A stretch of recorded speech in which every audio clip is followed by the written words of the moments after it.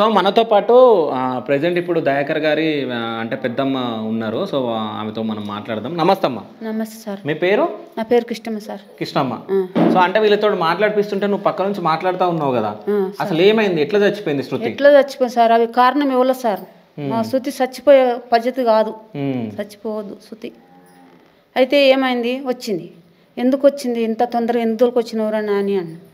నీవు చెప్తే తీయ పెద్దమ్మ అన్నాడు.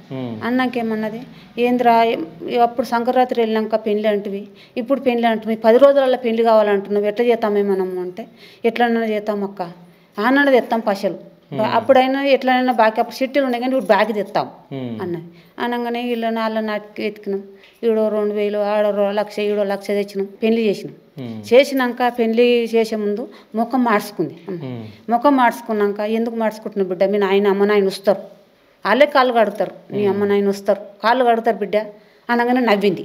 శృతి నవ్వింది. నవ్వంగానే అయితే ఎప్పుడో వచ్చి నేను నవ్విచ్చేది, శృతిని నవ్విచ్చేది, ఇట్లా చూసి నవ్వేది.